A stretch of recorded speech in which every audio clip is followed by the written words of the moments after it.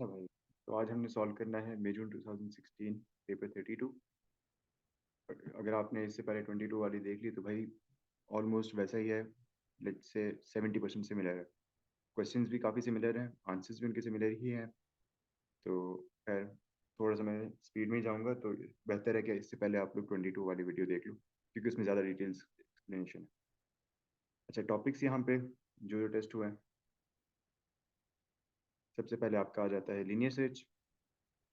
उसके बाद है एरेज, थोड़ी बहुत टेस्ट हुई थी। फिर एक फ्लो चार्ट गिवन था जिसको आपने कन्वर्ट करना था। एक स्ट्रक्चर चार्ट का छोटा सा सवाल था। फिर फाइल हैंडलिंग और स्ट्रिंग मैनिपुलेशन, एक ही क्वेश्चन में टेस्ट हुए। और लास्ट क्वेश्चन आपका ट्रेस टेबल से था। उसके अलावा P2 थ्योरी तो ऑब्वियसली आती है, तो वो तो आपने पढ़नी है। चलो खैर, स्टार्ट करते हैं।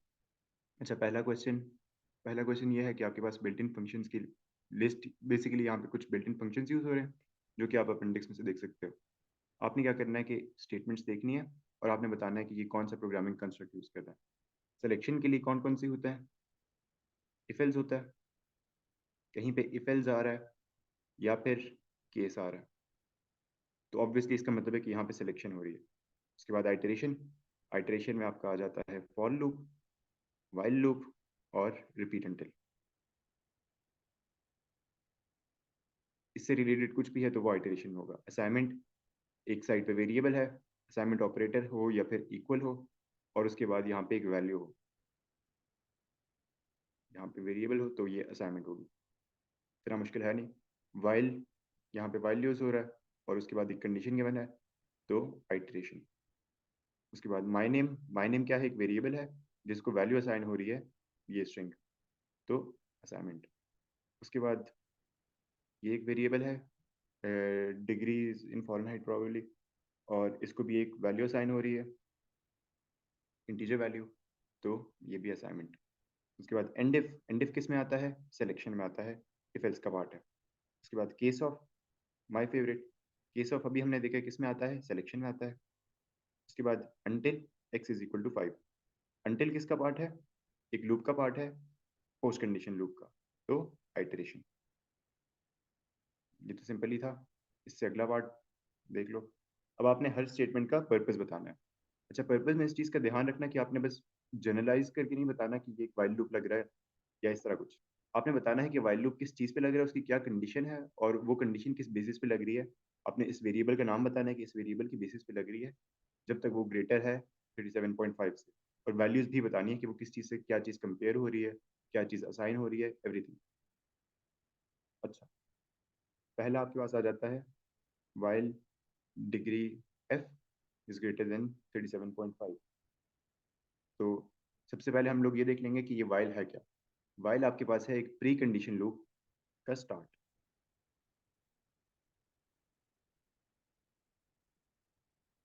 तो यही बात लिख लो, स्टार्ट ऑफ चलो while loop, start of while loop.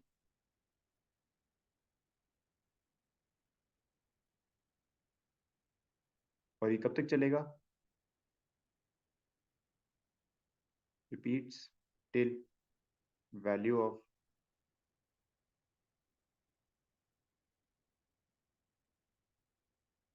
Degree F is greater then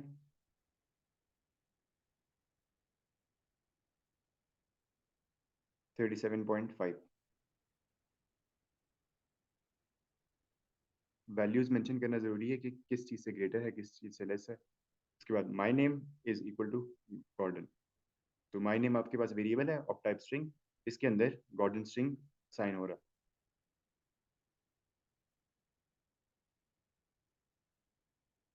assign string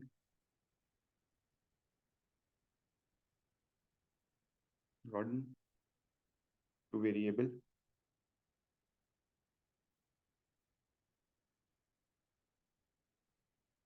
my name. Clearly बताना है एक एक पार्ट।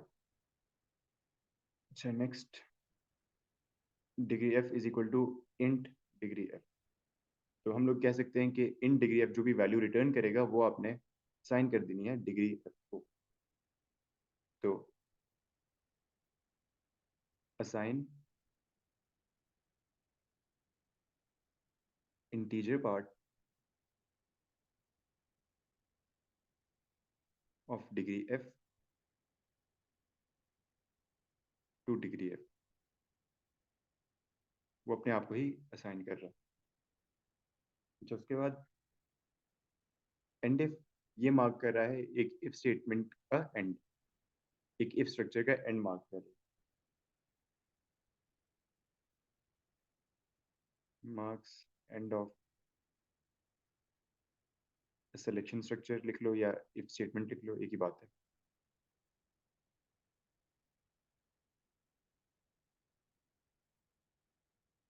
अच्छा, उसके बाद केस ऑफ माय फेवरेट।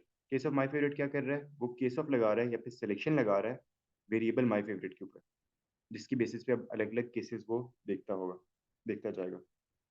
तो सिलेक्शन बेस्ड ऑन वैल्यू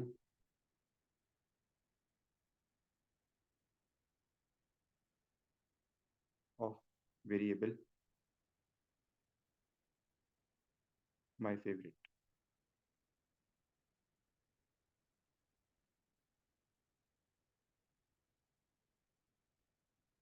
अच्छा, उसके बाद until x is equal to 5। अब ये क्या है, ये एंड है एक पोस्ट कंडीशन लूप का।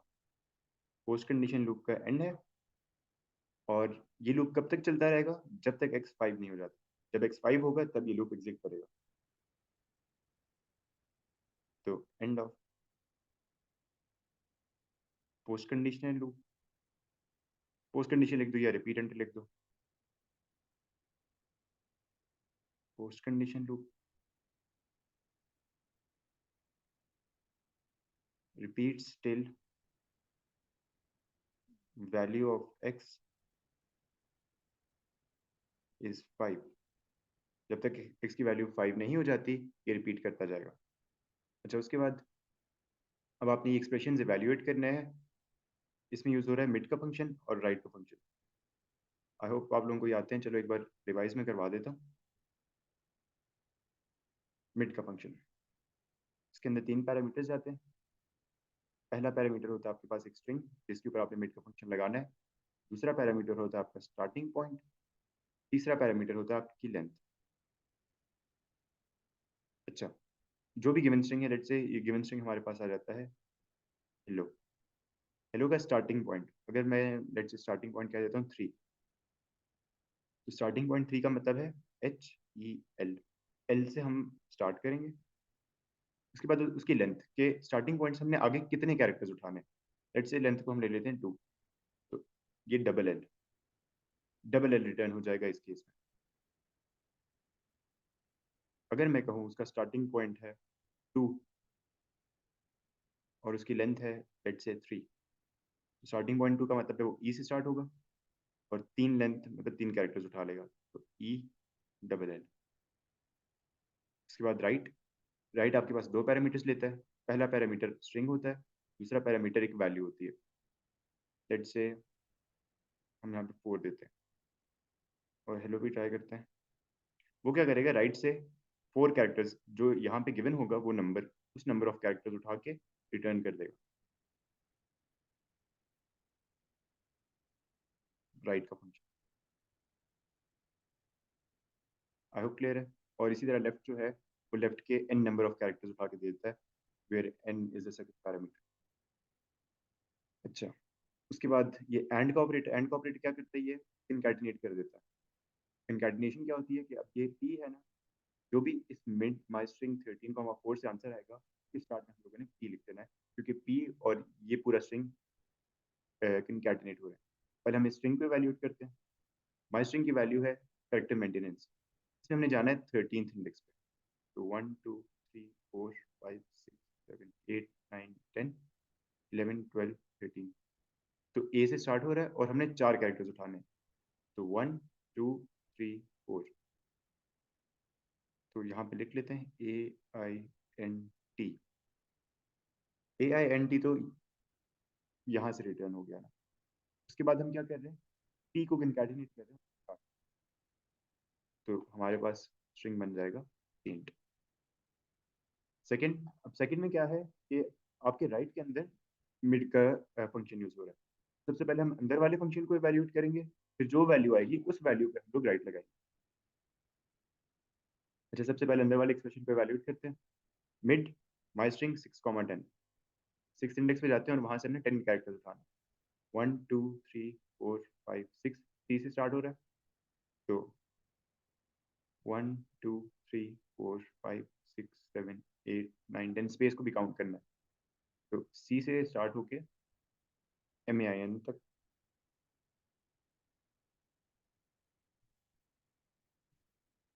Space main. अब इस पूरे स्ट्रिंग के ऊपर हम लगा रहे हैं राइट 4। बात समझ में आई? सबसे पहले हम मिड का फंक्शन लगाएंगे, जो से स्ट्रिंग रिटर्न होगा उसके ऊपर हम लोग राइट का फंक्शन लगाएंगे। हमने बेसिकली क्या किया, इस मिड वाले पूरे फंक्शन को रिप्लेस कर दिया इसके आंसर के साथ, क्योंकि ये दोनों इक्वलेंट है। अब यहाँ पे जब हम राइट 4 लगाएंगे तो राइट से आप 4 कैरेक्टर्स उठा लो और उसे रिटर्न कर दो, MAIN मेन।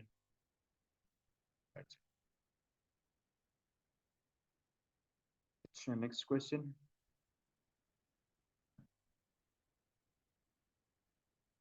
क्वेश्चन पढ़ लेते हैं। Engine management system of a car includes an energy saving facility. अच्छा, when certain conditions are met, आपको सर्टेन कंडीशंस बताई होंगी।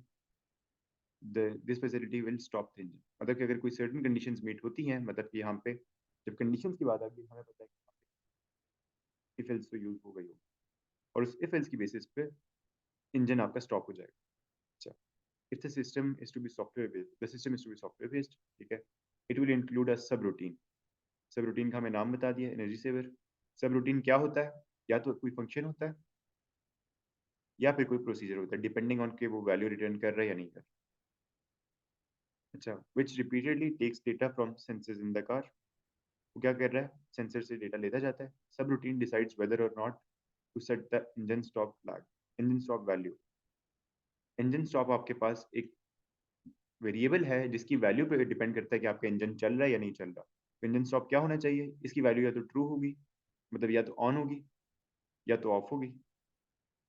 तो जब हमारे पास दो ही पॉसिबल वैल्यूज हो, हम क्या करते हैं? उसे बूलियन लेते हैं। हम लोग ये चीजें क्वेश्चन में से ही एक्सट्रैक्ट कर रहे हैं अभी। अच्छा, the table of identifiers used by the subroutine is shown below. ये आपके पास आइडेंटिफायर्स यूज हो रहे हैं। अब हम उनकी डिस्क्रिप्शन पढ़ के उनकी डेटा टाइप डिसाइड करते हैं।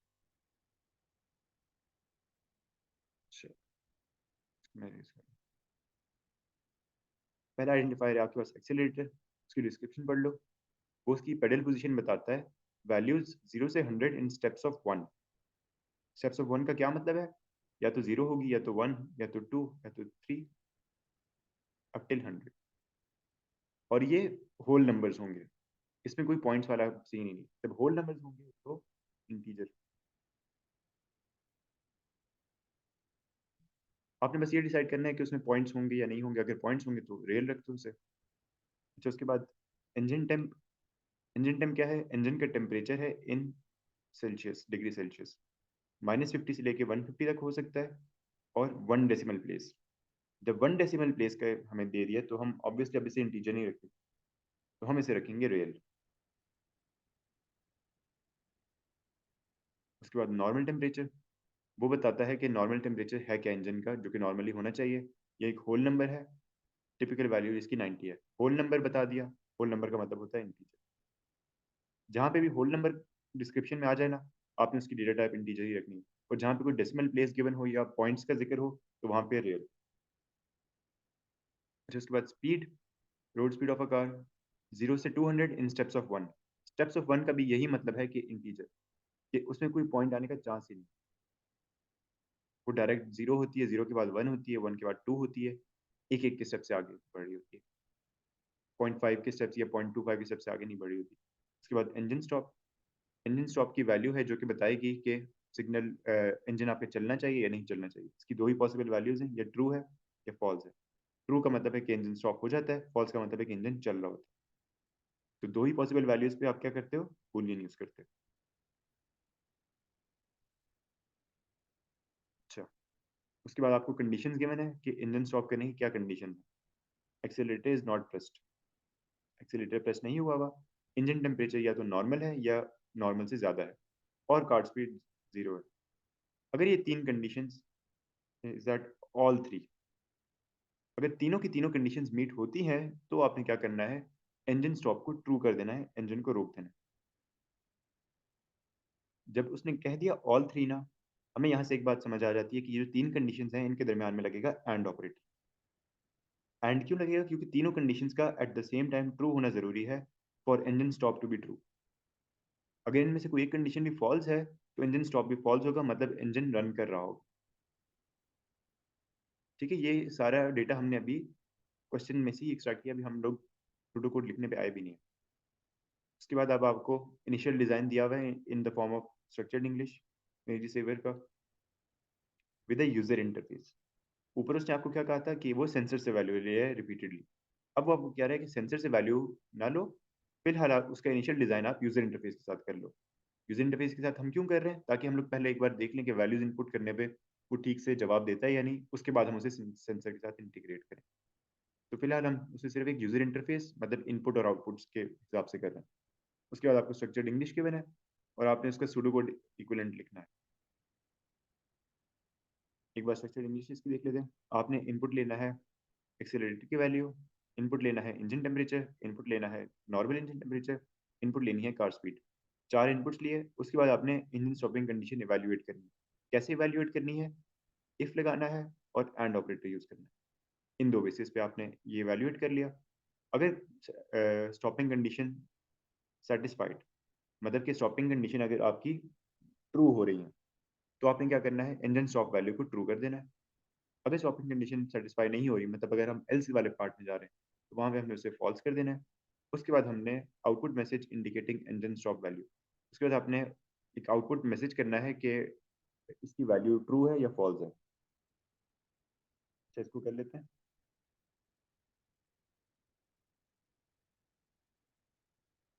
राइट सूडो कोड इक्विवेलेंट, ठीक है।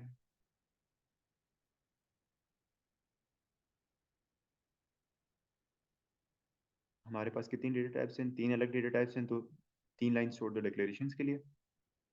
उसके बाद स्टार्ट कर दो इनपुट लेना। सबसे पहले एक्सीलरेटर,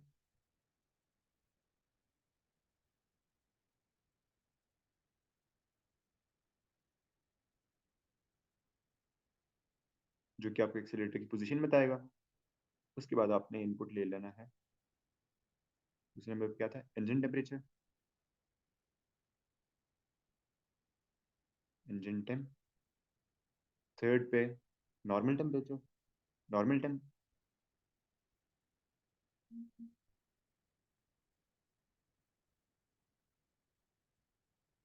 और फोर्थ पे गाड़ी की स्पीड, जिसका वेरिएबल था स्पीड। अच्छा, चारों को इनपुट लेने के बाद अब आपने इवैल्यूएट करना है using if condition, if statement. अच्छा, पहली कंडीशन क्या है, एक्सेलरेटर इज नॉट प्रेस्ड। अब हम देखते हैं कि एक्सेलरेटर की वैल्यूज यूज कैसे हो रही है। नॉट प्रेस्ड एक्सेलरेटर कब होता है? जब उसकी वैल्यू जीरो होती है। तो मतलब अगर एक्सेलरेटर की वैल्यू जीरो है, इसका मतलब है कि वो अभी प्रेस नहीं हुआ। तो पहली कंडीशन हम ये लिख लेंगे, if accelerator is equal to zero, पहली कंडीशन। उसके बाद एंड लिखेंगे। एंड क्यों? क्योंकि बाकी कंडीशंस भी ट्रू होना जरूरी है, सिर्फ एक कंडीशन से काम नहीं चलेगा। इंजन टेम्परेचर इज नॉर्मल और अबव। इंजन टेम्परेचर नॉर्मल कब होगा? जब इंजन टेम्परेचर और नॉर्मल टेम्परेचर इक्वल है। और अबव कब होगा? जब engine temperature is greater then normal temperature. तो दो कंडीशंस है, एक इक्वल की है एक ग्रेटर की है, तो हम ऐसे लिख सकते हैं engine temp is greater then और इक्वल टू। ग्रेटर भी हो सकता है, इक्वल भी हो सकता है नॉर्मल टेम्परेचर। दूसरी कंडीशन हमारी यही आ गई, engine temp is greater than equal to normal temp.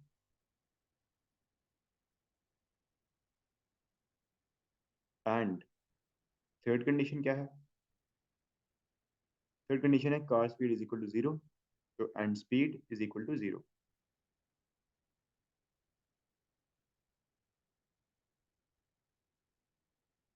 ठीक है, अगर ये तीनों कंडीशंस मीट हो रही हैं तो हमने क्या करना है, हमने, अगर ये कंडीशंस मीट हो रही हैं, ट्रू है, तो हमने क्या करना है, इंजन स्टॉप वैल्यू को ट्रू कर देना है, जिसका वेरिएबल था engine stop. Then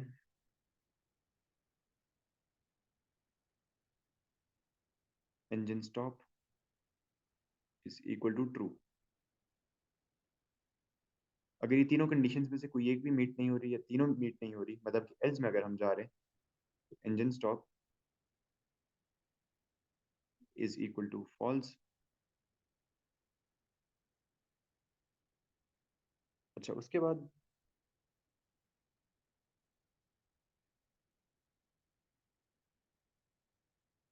output message indicating engine stop value.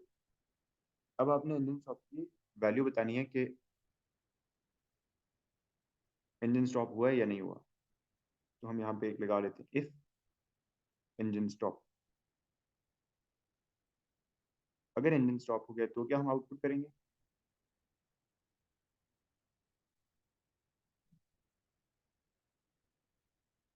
Engine stopped,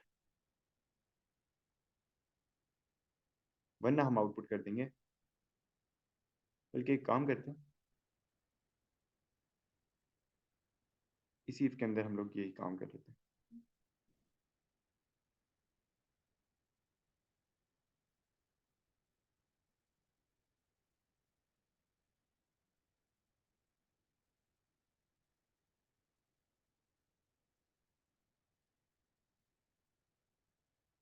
साथ ही हम लोग आउटपुट कर लेते हैं उसका स्टेट इंजन स्टॉप, ताकि आपको एक एक्स्ट्रा इफ ना लगाना पड़े। और यहाँ पे हम लोग क्या कहेंगे, इंजन रनिंग।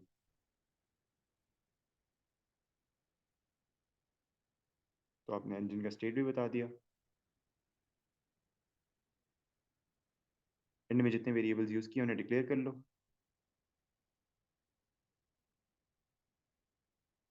डिक्लेयर, अच्छा इंटीजर्स आपके पास तीन इंटीजर्स थे, एक्सेलरेटर, नॉर्मल टेम्प और speed.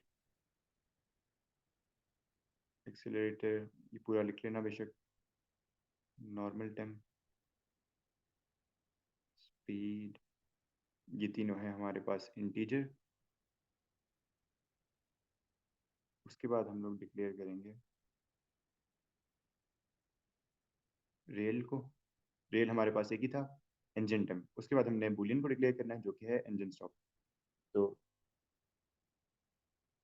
Declare normal temp, speed, engine, कौन सा था, इंजन टेम्प था, इंजन टेम्प। और ये है हमारे पास रेल, और उसके बाद आ जाता है इंजन स्टॉप।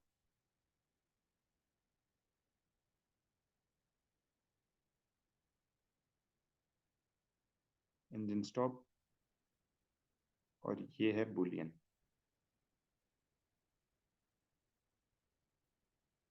अच्छा, अब हमारा सूडो कोड कंप्लीट हो गया। नेक्स्ट पे आते हैं। यहाँ पे ये थोड़ा सा ट्रिकी है, तो इस पे जरा ध्यान से सुनना। String encryption was implemented using a simple string character substitution method। Character substitution method क्या होता है कि आप लोग एक कैरेक्टर की रिप्लेसमेंट ढूंढ लेते हो। हर कैरेक्टर की एक गिवन रिप्लेसमेंट होती है, आप बस कैरेक्टर को उससे रिप्लेस कर लेते हो और वो आपका इनक्रिप्टेड स्ट्रिंग बन जाता है। अच्छा, function decrypt is needed to reverse the encryption process and return the original string। अब आप ये अज्यूम कर रहे हो कि आपके पास इनक्रिप्शन हुई हुई है, आपने उसको डिक्रिप्ट करना है, वापस ओरिजिनल स्ट्रिंग में लेके आना है। The encryption uses 7 bit ASCII value. ये एक इंपॉर्टेंट इंफॉर्मेशन है, बाद में देखेंगे। ASCII value for each character.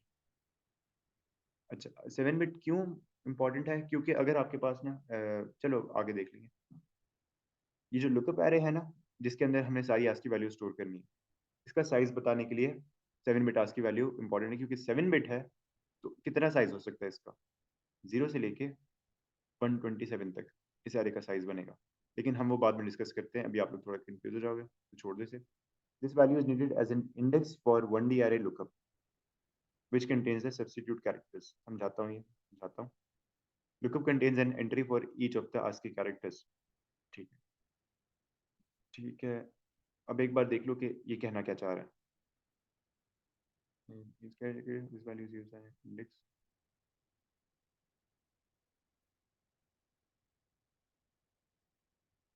Let's say हमारे पास अरे लुकअप कुछ ऐसे है।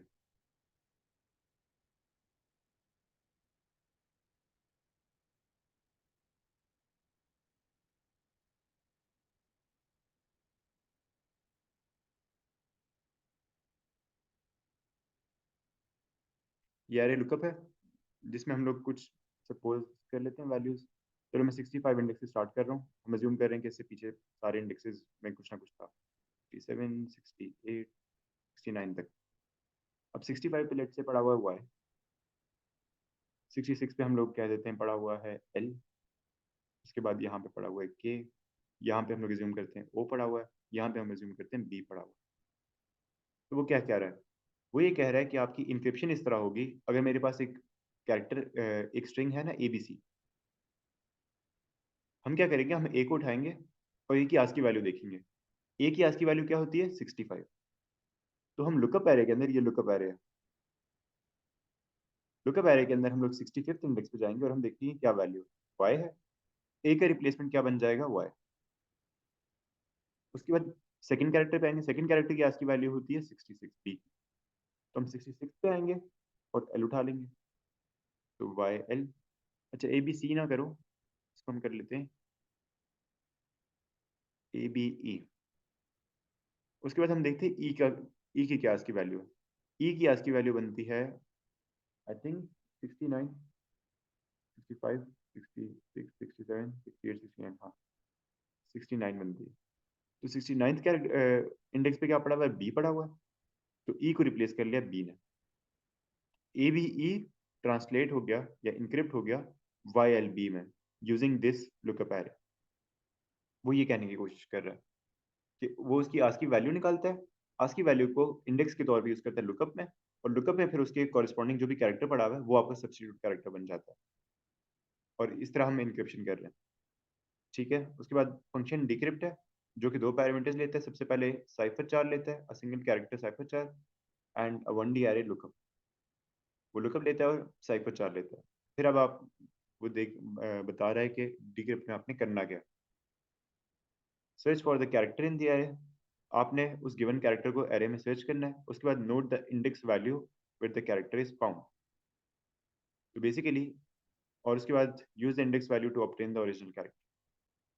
अब मैं आपको बताता हूँ वो करने की क्या कोशिश कर रहा है। अभी जो मैंने आपको बताया था ना ये ऊपर, ये हमने पढ़ी है इनक्रिप्शन। डिक्रिप्शन क्या होता है? इनक्रिप्शन का उल्टा।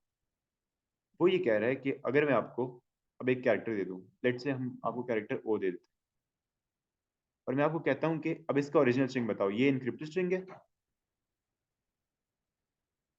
अभी हमने ओरिजिनल से इनक्रिप्टेड पे गए थे ना, अब हम इनक्रिप्टेड से ओरिजिनल पे जाने की कोशिश करें। मुझे बताओ कि इसका ओरिजिनल क्या बनता है। तो ओरिजिनल हम लोग कैसे ढूंढ सकते हैं? हमें पता है कि ओ जिसका रिप्लेसमेंट है ना, वो उसका इंडेक्स नंबर का, अगर आपको आस्की में वापस कन्वर्ट करो तो ओरिजिनल स्ट्रिंग बन जाएगा। तो हम लोग इस एरे में ओ को ढूंढेंगे। हमने लीनियर सर्च लगाया, हम लोग using linear search lookup array के अंदर ओ को ढूंढेंगे। ओ हमें मिला 68 इंडेक्स पे। 68 इंडेक्स पे जब हमें मिल गया तो हमने ये नंबर नोट कर लिया 68। ओ जो है वो 68 पे पड़ा हुआ है। अब हम लोग क्या करेंगे, हमारे पास अपेंडिक्स में एक सी एच आर के नाम से फंक्शन है। सी एच आर होगा या सी एच ए आर होगा। सी एच आर को जब आप एक आस्की वैल्यू देते हो तो वो आपको उसकी कॉरेस्पॉन्डिंग कैरेक्टर रिटर्न करता है। सी एच आर 68 क्या रिटर्न करेगा? ए बी सी, आपके पास रिटर्न कर देगा डी। तो मतलब कि जब हम ओ को डिक्रिप्ट करेंगे तो हमारे पास कैरेक्टर आएगा डी। अब इसको एक बार उल्टा करके देख लेते हैं ताकि हमें कंफर्म हो जाए कि हमने सही से डिक्रिप्ट किया। हम करते हैं डी को वापस इनक्रिप्ट। डी को इनक्रिप्ट करने के लिए हमें क्या करना पड़ेगा? हमें यूज करना पड़ेगा आस्की फंक्शन ASC, जो कि क्या करता है किसी भी गिवन कैरेक्टर की, ये सारे अपेंडिक्स में लास्ट पेज पे गिवन है, आप लोग देख लो, मैं इतना स्क्रॉल नहीं कर रहा। ASC को जब हम डी देंगे तो वो उसकी आस्की हमें रिटर्न करेगा। डी की आस्की होती है 68। उसके बाद हमने अभी क्या सीखा था क्या करना है, हम लोग 68 इंडेक्स पे जाएंगे, जो भी उधर कैरेक्टर पड़ा है वो हमारा इनक्रिप्टेड स्ट्रिंग होगा। यहाँ पे क्या पड़ा हुआ है? ओ पड़ा हुआ है, ओ ही हमारा इनक्रिप्टेड स्ट्रिंग है, मतलब हमने सही से डिक्रिप्ट किया। अब आई होप क्लियर है। हमने क्या करना है, हमने इस लुकअप एरे के अंदर ओ को ढूंढना है, उसका इंडेक्स स्टोर करना है, और उस इंडेक्स की जो आस्की मतलब उस इंडेक्स को as an ASCII value use करके जो कैरेक्टर बनता है वो हमारा डिक्रिप्ट स्ट्रिंग है। अच्छा, फंक्शन डिक्रिप्ट, अब आपने सिर्फ ब्लैंक्स फिल करनी है। डिक्रिप्ट में आपके पास सबसे पहले एक सिंगल कैरेक्टर है जिसका नाम साइफर चार है, तो साइफर चार एज कैरेक्टर। दूसरा है आपके पास लुकअप, दूसरा पैरामीटर है एज एरे। उसके बाद डिक्लेयर फाउंड, इसको चलो देख लेते हैं। उसके बाद आपने एक और चीज डिक्लेयर करनी है, खैर डिक्लेरेशन बाद में देख लेंगे। उसके बाद इंडेक्स इज इक्वल टू 1। हम लोग क्या कर रहे हैं, उसका इंडेक्स इनिशियलाइज कर रहे हैं। इस चीज का इंडेक्स लुकअप एरे के लिए हम एक इंडेक्स इनिशियलाइज करें ताकि हम स्टार्ट से एंड तक उसे, तो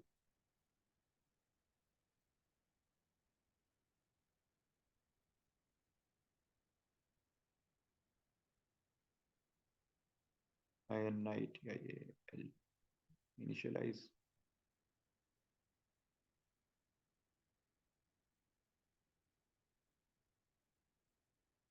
of index to start searching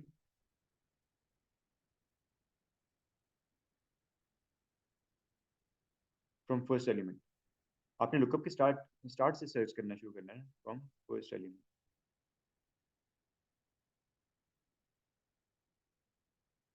अच्छा, उसके बाद अब हम एक यूज कर रहे हैं वाइल लूप। वाइल लूप से हम लोग सर्च कर रहे हैं। वाइल लूप क्यों यूज कर रहे हैं इस लीनियर सर्च में, आप लोग पहले ये भी देख लो। लीनियर सर्च के ना बेसिकली हमारे पास दो मोड्स होते हैं। एक मोड होता है जिसमें आपको एरे के अंदर या फाइल के अंदर सारी की सारी वैल्यूज चाहिए जो कि एक मैच बन रही है। ये हम कब यूज करते हैं, चलो कोई केस आया तो बता दूंगा। यूजुअली हम तब यूज करते हैं जब हमें एक स्पेसिफिक वैल्यू हर जगह ढूंढनी है और हमें काउंट करना है कि वो वैल्यू कितनी बार अकर कर रही है या उसके इंडेक्सेस क्या क्या है, इस तरह का कुछ भी है। यूजुअली ये यूज होता है काउंटिंग में, कि आपकी कितने मैचिंग वैल्यूज पड़ी हुई। जब आपने ये फाइंड करना है ना कि आपको बस पहली बार वो वैल्यू मिल जाए, उससे आगे आपने ढूंढना ही नहीं, बस पहली बार मुझे कहीं पे ओ मिल जाए, तब हम यूज करते हैं वाइल लूप। वाइल लूप क्यों यूज करते हैं, क्योंकि एक तरह से एफिशिएंट होता है।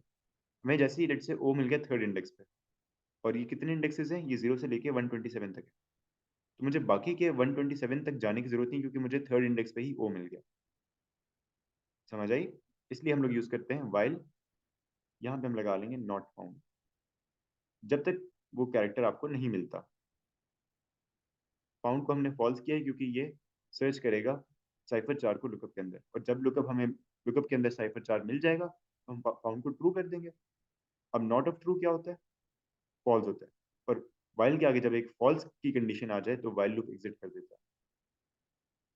और अगर आप इसे वैसे भी इंग्लिश में पढ़ो तो it does make sense. While not found, जब तक नहीं मिला तब तक ये लूप चलाते रहो। उसके बाद आप क्या कर रहे हो, एक इफ कंडीशन लग रही है। तो अगर आप लोगों को लीनियर सर्च याद हो तो हम लोग क्या करते हैं कि इफ कंडीशन लगाते हैं जिसकी बेसिस पे या तो ट्रू होता है या तो फॉल्स हो रहा होता है। अब वो इफ की कंडीशन क्या होगी, हम लोगों ने इंडेक्स को यूज करना है। इफ लुकअप के उस इंडेक्स पे, जिस इंडेक्स पे हम करेंटली होंगे, लुकअप के उस इंडेक्स पे वो वही वैल्यू पड़ी है जो हमने ढूंढनी है, मतलब साइफर चार।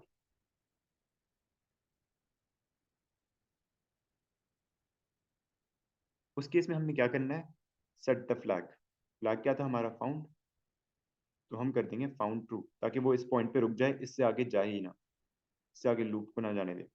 एल्स अगर आपको नहीं मिली तो क्या करेंगे, हम इंडेक्स को इंक्रीमेंट कर देंगे ताकि वो अब उससे अगले इंडेक्स पे, index equals to index plus one.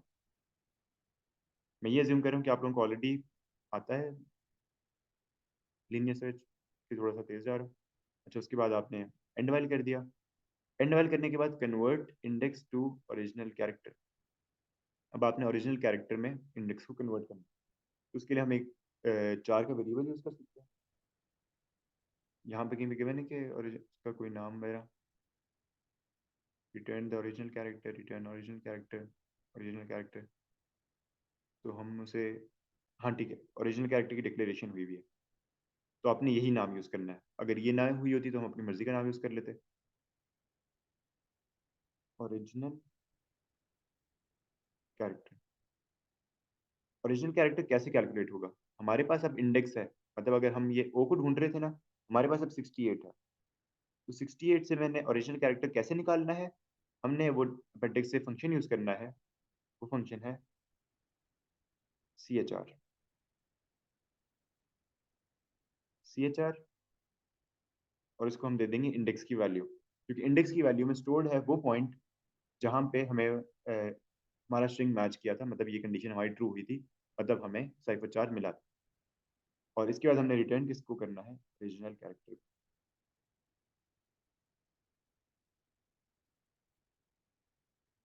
अच्छा, अब डिक्लेयर कर लेते हैं। फाउंड क्या था? बूलियन, क्योंकि उसकी वैल्यू या ट्रू है या फॉल्स है। उसके बाद इंटीजर क्या था? इंटीजर हमारे पास था इंडेक्स, और उसके अलावा हाँ ठीक है, कोई इंटीजर नहीं। आई होप इसमें आप लोगों को कोई मसला नहीं है। थोड़ा सा ट्रिकी है, समझने की कोशिश करो, हो जाएगा।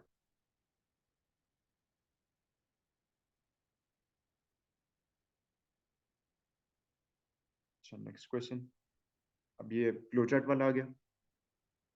A program is to be written to output part of the lookup array। Part of the lookup array, पूरी की पूरी नहीं करनी, एक स्पेसिफिक पार्ट करना है। उसने आपको डिजाइन दिया हुआ है। उसका it may be assumed that the characters output from lookup array और प्रिंटेबल। अच्छा ठीक है, उसने आपको पूरा का पूरा दे दिया, और वो अब आपको कह रहा है कि इसका प्रोग्राम कोड लिखो, और उसने आपको एक सैम्पल आउटपुट दे दिया। सैम्पल आउटपुट किस तरह का है कि आप इनपुट ले रहे हो 65। 65 क्या है? Starting point. चलो एक बार पहले हम देख लेते हैं। आप दो इनपुट्स लेते हो, स्टार्ट इंडेक्स और number to output. Start index क्या करेगा? अगर आपका ये अरे है, मैं इसमें स्पेसिफाई करता हूँ स्टार्ट इंडेक्स 66। चलो इसको थोड़ा सा हम पॉपुलेट कर लेते हैं। इसमें हम डाल देते हैं यहाँ पे x, यहाँ पे L K O P, और ये स्टार्ट हो रहा है 65 से, 66, 67, 68, 69। मैं उसे कह देता हूँ मेरा स्टार्ट इंडेक्स है 66 और नंबर टू आउटपुट है 3। तो वो क्या करेगा? वो 66 पे जाएगा, 66 ऑनवर्ड्स वो तीन कैरेक्टर्स को आउटपुट करेगा। और कैसे आउटपुट करेगा? इस फॉर्मेट में, character this has substitute this. तो मैंने उसे 66 दी है, मैं देखूंगा कि 66 को अगर हम लोग कैरेक्टर में कन्वर्ट करें तो वो क्या बनता है? वो बनता है बी। मैं बोल दूंगा B has replacement, replacement what? L. C has replacement K. Oh sorry, D has replacement O. तीन आउटपुट किए एंड दैट्स इट, बस यही करना है हमें। उसे उसके ओरिजिनल में कन्वर्ट करना है, इंडेक्स को बीच में लगाना है हैज रिप्लेसमेंट, और उसके बाद लुकअप की जो वैल्यू है वो प्रिंट कर देनी। अच्छा, इंडेक्स आपका स्टार्ट इंडेक्स से इनिशियलाइज हो रहा है, तो बेसिकली हम एक लूप लगाएंगे जिसकी स्टार्टिंग पॉइंट क्या है? Start index. फॉर लूप भी लगा सकते हैं। अच्छा, और इंडेक्स की एंडिंग कंडीशन उसने नहीं बताई हुई, हम लोग खुद निकाल लेंगे। उसके बाद produce original char from index using built in function. कौन सा बिल्ट इन फंक्शन यूज करेंगे? CHR। CHR से हम लोग ओरिजिनल कैरेक्टर बना लेंगे।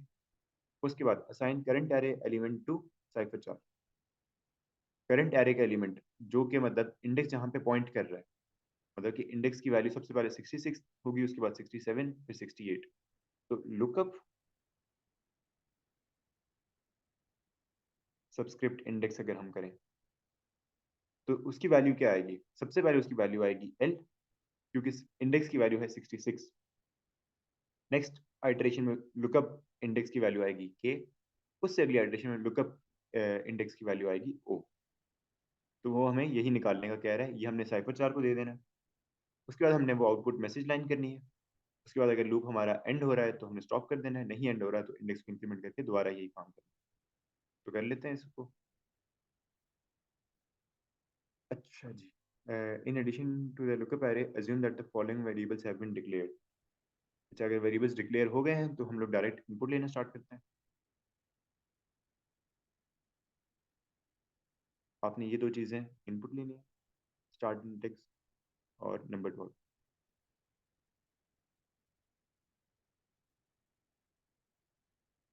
स्टार्ट इंडेक्स, उसने आपको प्रॉम्प्ट का नहीं कहा हुआ, इसलिए आपको जरूरत नहीं है प्रॉम्प्ट करने की। अगर उसने आउटपुट भी दिया होता है ना तो हमें प्रॉम्प्ट भी करना पड़ता। Number to output,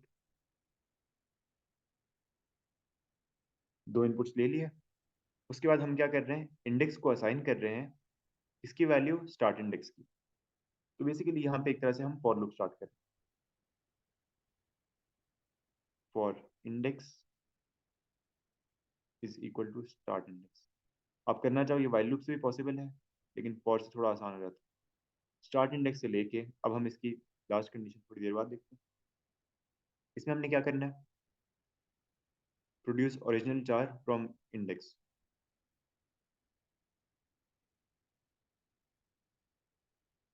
original char index से निकालना है, तो हम क्या करेंगे, C H R of index. इससे हमारे पास ओरिजिनल चार आ जाएगा, जो कि हमने यहाँ पे निकाला था। 66 बी बनता है, 67 सी बनता है, 68 डी बनता है, 69 ई बनता है। तो ये हमारे ओरिजिनल चार्ज हैं जो कि इंडेक्स की वैल्यू की मदद से निकल रहे हैं। और ये सब कुछ लूप के अंदर हो रहा है, तो मतलब कि ये रिपीटेडली होता रहेगा। कितनी बार, नंबर टू आउटपुट टाइम्स। अच्छा, उसके बाद original char is equal to character index. उसके बाद हमें चाहिए साइफर चार। साइफर चार हमारे पास कैसे आएगा, साइफर चार आएगा इंडेक्स के उसी जगह पे जो लुकअप की वैल्यू है। तो लुकअप के सबस्क्रिप्ट में इंडेक्स, इससे हमारे पास आ जाएगी साइफर चार की वैल्यू। दोनों वैल्यूज आ गई हैं, तो अब हम इनके आउटपुट बना सकते हैं।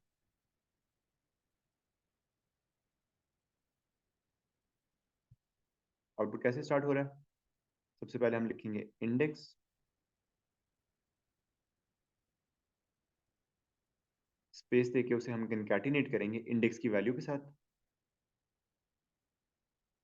फिर उसे कंकैटिनेट करेंगे एक कॉलन के साथ और कैरेक्टर लिखेंगे। देखो, जो जो चीजें चेंज हो रही है ना, सिर्फ वहां पे एक वेरिएबल यूज होगा। ये कॉलम, ये कॉलम और ये, इसके अलावा बाकी सेम टू सेम रहेगा।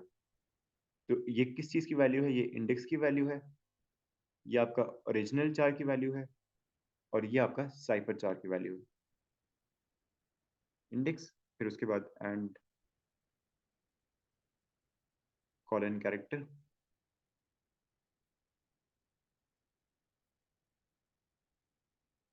कैरेक्टर के बाद फिर से कंकैटिनेशन। किस चीज से कंकैटिनेट करना है, ओरिजिनल चार से।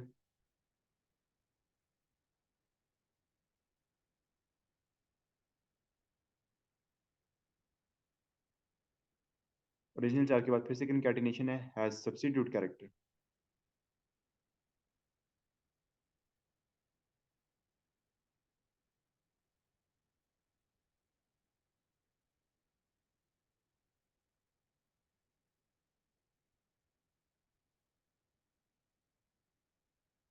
Has substitute character. उसके बाद उसे फिर से कंकैटिनेट करना है आपने साइफर चार की वैल्यू के साथ। एंड साइफर चार,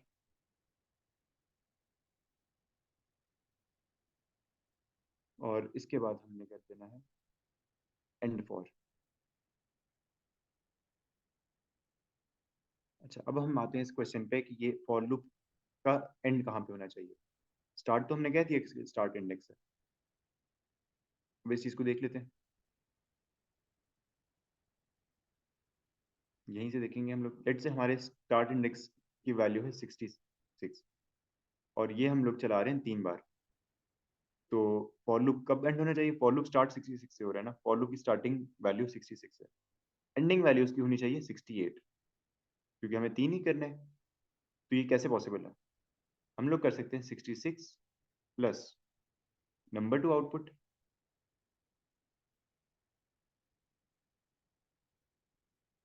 इससे हमारे पास क्या आंसर आता है, 66 + 3 से हमारे पास आंसर आ जाता है 69। लेकिन हमने उसे 69 तक तो नहीं चलाना, हमने 68 तक चलाना है।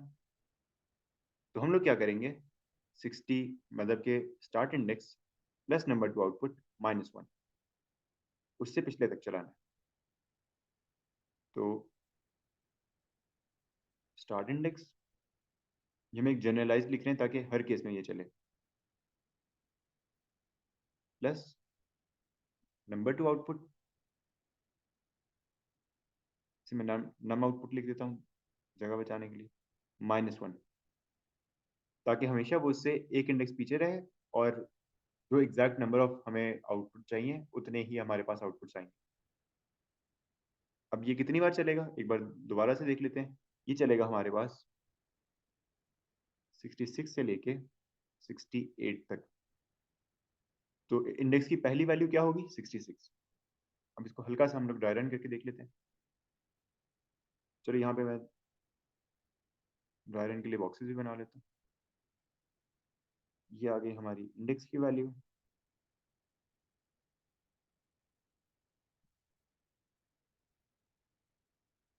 ये है इंडेक्स, ये है हमारा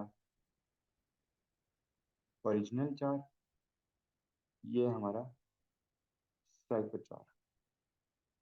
इंडेक्स की इनिशियल वैल्यू क्या है? 66 है। तो इस 66 को हम लोग रख देते हैं यहाँ पे। उसके बाद ओरिजिनल चार किस तरह आता है? इंडेक्स की वैल्यू पे कैरेक्टर लगाओ कि इंडेक्स की वैल्यू का कॉरेस्पॉन्डिंग कैरेक्टर क्या होता है अगर एक इंडेक्स एक ASCII है। 66 हमेशा होता है बी, क्योंकि 65 ए होता है तो ए से आगे काउंट करते जाओ। ओरिजिनल चार के अंदर चला गया ए। उसके बाद साइफर चार। साइफर चार कैसे आ रहा है? लुकअप में इंडेक्स देखो, तो लुकअप हमने अपना बनाया हुआ है, हम उसमें देख लेते हैं कि 66 पे क्या पड़ा हुआ है, एल पड़ा हुआ है। तो यहाँ पे हम लोग रख लेते हैं एल। तीनों वैल्यूज आ गई। अब वो क्या कह रहा है? इंडेक्स मतलब आउटपुट कुछ इस तरह से होगा। उसके बाद इंडेक्स की वैल्यू जो कि है 66, उसके बाद कॉलन, उसके बाद कैरेक्टर,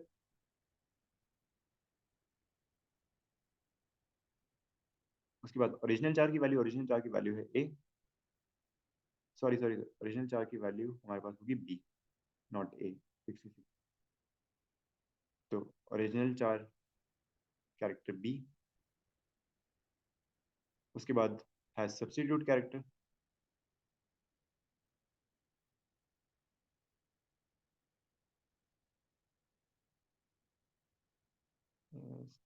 सब्स्टिट्यूट कैरेक्टर जो कि है साइफर चार, और साइफर चार की वैल्यू है एल। तो इस तरह से हमारे पास 66 के लिए भी बनेगा, 67 के लिए भी। 67 में यहाँ पे सी आ जाएगा, और एल के बाद क्या है हमारे पास? 67 पे जो भी के पड़ा है तो के आ जाएगा, और उसके बाद डी के लिए ओ आ जाएगा। यहाँ पे सी आ जाएगा, यहाँ पे के आ जाएगा, 68, यहाँ पे डी आएगा, यहाँ पे ओ आएगा, बस ये तीन लाइंस आउटपुट हो जाएंगी। तो मतलब हमारा कोड सही चल रहा है। नेक्स्ट क्वेश्चन पे मूव करते हैं। अच्छा, name two features of your chosen high programming language. अब आपकी हाई प्रोग्रामिंग तो है नहीं, लेकिन हम लोग वैसे ही टू फीचर्स बता देंगे। Of what? That support implementation of modular design. Modular design की जहां भी बात आती है ना, आप लोगों के जहन में एक चीज क्लिक करनी चाहिए कि यहाँ बात हो रही है फंक्शंस की, और यहाँ बात हो रही है प्रोसीजर्स की।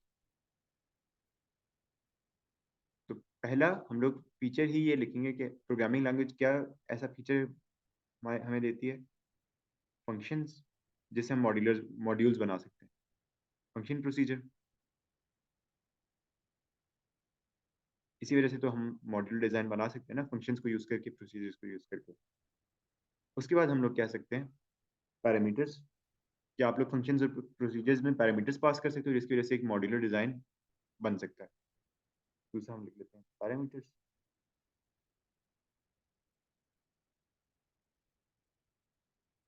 अच्छा, उसके बाद आपके पास स्ट्रक्चर चार्ट गिवन है, design for an online shopping system. एक ऑनलाइन शॉपिंग सिस्टम का आपके पास स्ट्रक्चर चार्ट गिवन है। The user has already added a number of products to their virtual basket. User ने कुछ प्रोडक्ट्स डाले हुए हैं। Draw on the chart the symbol to show that the process of modifying basket contents may be iterated. Process of modifying the basket content. तो जो modify basket content वाला आपका process है ना, प्रोसेस या मॉड्यूल, उस पर हमने आइट्रेशन शो करनी है। आइट्रेशन कैसे शो करते हैं? हम उस मॉड्यूल के नीचे एक एरो लगा देते हैं। मॉडिफाई बास्केट कंटेंट के नीचे मैं एक एरो लगा दूंगा। तो अब ये शो कर रहा है कि यहाँ पे आइट्रेशन हो सकती है। उसके बाद each arrow in the structure chart represents a parameter, मतलब कि ये जितने भी एरोज हैं ये अलग अलग पैरामीटर्स बता रहे हैं जो कि अलग अलग फंक्शंस के दरमियान में पास हो रहे हैं। The table below shows the 3 data items that the 6 parameters pass between modules। तो उसने आपको 3 डेटा आइटम्स दिए हुए हैं जो कि ये पैरामीटर्स, जिनमें से कोई ये पैरामीटर्स हो सकते हैं। Tick to match each parameter to the correct data item. अब आपने बताना है कि जैसे A B C D E F ये क्या क्या पॉसिबली हो सकते हैं। ये आप कैसे बताओगे? आप बताओगे इनके फंक्शन के नाम देख के ये अंदाजा लगा सकते हो। इनपुट प्रोडक्ट डेटा, अगर आपने प्रोडक्ट डेटा इनपुट करके बास्केट कंटेंट को मॉडिफाई करने के लिए देना है तो वो क्या हो सकता है? समथिंग लाइक प्रोडक्ट आईडी, जिससे प्रोडक्ट आइडेंटिफाई हो सके। तो प्रोडक्ट डेटा किस किस चीज़ से आइडेंटिफाई हो रहा है यहाँ? प्रोडक्ट आईडी से हो रहा है और तो किसी चीज़ से नहीं हो रहा। तो ए क्या होगा? Product ID. अच्छा, उसके बाद अब हम देख लेते हैं बी को। मॉडिफाई बास्केट कंटेंट बी दे रहा है रिमूव प्रोडक्ट को। मतलब अगर आपने एक प्रोडक्ट रिमूव कराना है तो आप उसको क्या वैल्यू दोगे जिसकी बेसिस पे रिमूव प्रोडक्ट काम करे और वो उस चीज़ को रिमूव कर दे। ऐसी क्या चीज़ है जो उस प्रोडक्ट को आइडेंटिफाई कर सकती है? Product ID. तो बी में भी प्रोडक्ट आईडी ही होगा। अच्छा, उसके बाद सी पे आ जाते हैं। सी एक बुलियन रिटर्न कर रहा है। हमें ये चीज़ तो कंफर्म होगी क्योंकि ये एक फिल डॉट है। सी एक बुलियन रिटर्न कर रहा है रिमूव प्रोडक्ट से। तो बेसिकली एक तरह से आप कह लो कि एक कंफर्मेशन हो सकती है कि ये प्रोडक्ट रिमूव हो गया। तो ये क्या है? एक flag value. Flag value Boolean ही होता है, इंडिकेटिंग ऑपरेशन सक्सेस और फेल। तो सी हमारे पास आ गया एक फ्लैग वैल्यू। उसके बाद डी और ई। डी और ई क्या हो सकते हैं? Change product quantity. अगर आपने प्रोडक्ट की क्वांटिटी चेंज करनी है तो आपको क्या क्या चीज़ चाहिए? जिस प्रोडक्ट की क्वांटिटी चेंज करनी है उसकी आईडी चाहिए होगी। उसके बाद आपको चेंज क्वांटिटी चाहिए होगी कि अब न्यू क्वांटिटी कितनी रखनी है, किस प्रोडक्ट की रखनी है और कितनी क्वांटिटी रखनी है। यही दो चीज़ें चाहिए। तो डी और ई में ये दोनों चीज़ें हम लिख लेते हैं। अगर डी प्रोडक्ट आईडी है तो ई क्वांटिटी होगा।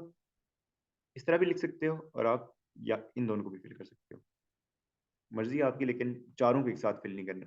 अगर डी को आईडी रख रहे हो तो ई क्वांटिटी होगा, अगर ई को आईडी रख रहे हो तो डी क्वांटिटी होगा। ये दोनों क्रॉस में होने चाहिए। उसके बाद लास्ट है आपके पास एफ। एफ फिर से आपके पास एक फ्लैग वैल्यू।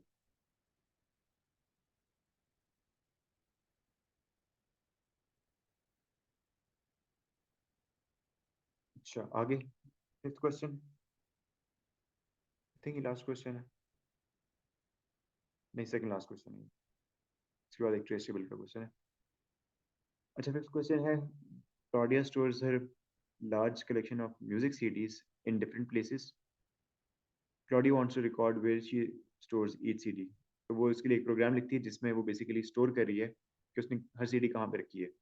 सीडी का डेटा आइटम्स ये है, उसका टाइटल, उसका आर्टिस्ट और उसकी लोकेशन कि वो कहाँ पे रखा हुआ है।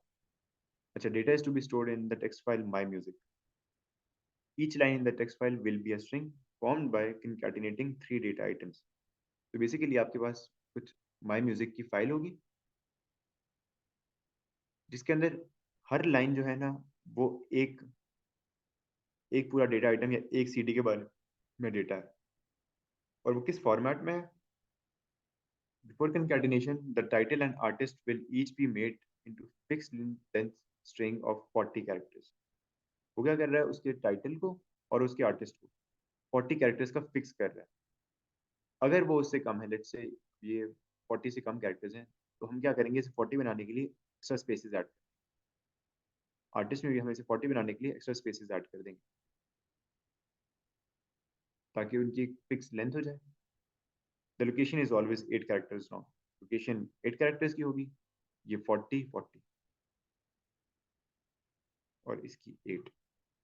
और ये सब कुछ ऐसे 40 कैरेक्टर्स का टाइटल, 40 कैरेक्टर्स का आर्टिस्ट, उसके बाद 8 कैरेक्टर्स की लोकेशन।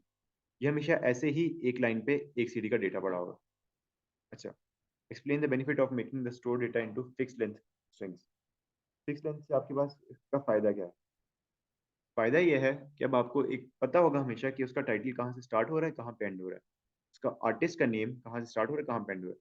क्योंकि लेट से मैं अगर इसी डेटा को लिखूं, काइंड ऑफ ग्रीन, उसके बाद सारे स्पेसेस हैं, उसके बाद उसके आर्टिस्ट का नाम है, उसके बाद काफ़ी सारे स्पेसेस हैं, उसके बाद उसकी लोकेशन है। तो अब मेरे लिए एक्सट्रैक्ट करना आसान है कि हम मुझे पता है कि टाइटल इसका एग्जैक्टली यहीं तक है, पहले 40 कैरेक्टर्स हैं, तो ये उसका टाइटल है। 41st कैरेक्टर से लेके 40 कैरेक्टर्स आगे जाओ तो वो उसका आर्टिस्ट नेम है, और राइट से 8 कैरेक्टर उठाओ तो वो उसकी लोकेशन है।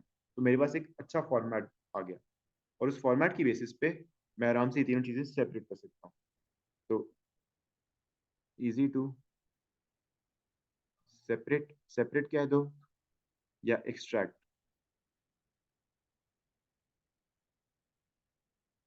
द डेटा आइटम्स, जो भी 3 डेटा आइटम्स हैं, from each line of the file.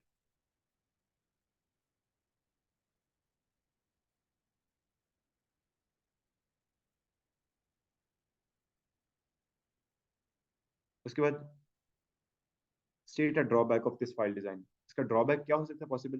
Drawback ये हो सकता है कि ये बहुत ज़्यादा एक्स्ट्रा स्पेस ले रहा है। अभी आपका टाइटल कितना है? ऑलमोस्ट 4 5 के साथ 8 और 13 कैरेक्टर्स का।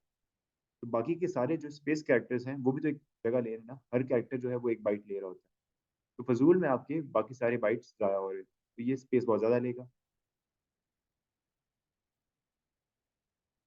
Takes up extra space, extra क्या दो या अननेसेसरी क्या दो, एक्स्ट्रा स्पेस ले लेता है।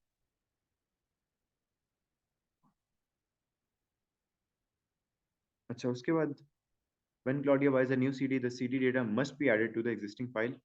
My Music, मतलब कि जैसी जैसी नई CD आएंगी existing फाइल में डेटा ऐड होना चाहिए। She has written a procedure in pseudocode. This this has the following file handling statements. अब आपके पास 3 फाइल हैंडलिंग स्टेटमेंट्स हैं। आप ओपन फाइल कर रहे हो फॉर राइट, उसमें राइट कर रहे हो डेटा और उसके बाद क्लोज कर रहे हो। There is a problem with the logic, state the problem. अब यहाँ पे प्रॉब्लम क्या है? प्रॉब्लम ये है कि लेट से आपने राइट के लिए फाइल खोली, फाइल में डेटा लिख दिया, आपने फाइल क्लोज कर दी। नेक्स्ट टाइम आप ये प्रोसीजर कॉल करोगे वो फिर से राइट के लिए खुलेगा। राइट क्या करता है? राइट फाइल को रीसेट कर देता है। अगर वो फाइल ऑलरेडी एग्जिस्ट करती है ना, तो उस फाइल में से डेटा सारा का सारा इरेज कर देता है। इरेज करके वो एक न्यू फाइल बनाता है। जब भी राइट कॉल होता है ना फॉर राइट, वो हमेशा एक न्यू फाइल बनाता है, ये बात याद रखो। पुराना डेटा है तो पुराने डेटे को वो ओवर राइट करने के लिए रिसेट कर देता है। तो प्रॉब्लम यहाँ पे क्या है कि आपका file is open in right mode.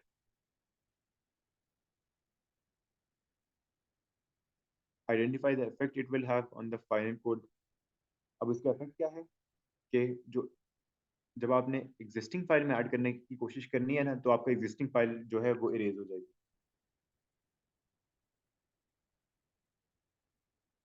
All existing data is erased while adding new data.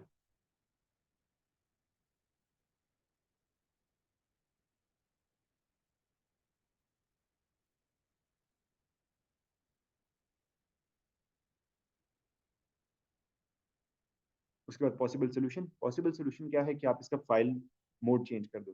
हमने एक और तीसरा मोड पढ़ा था रीड राइट के अलावा, अपेंड। अपेंड क्या करता है? उस फाइल को ओपन करके उसके अंदर ही एग्जिस्टिंग डेटा के नीचे नया डेटा ऐड करता है। तो अपेंड मोड में फाइल ओपन करो।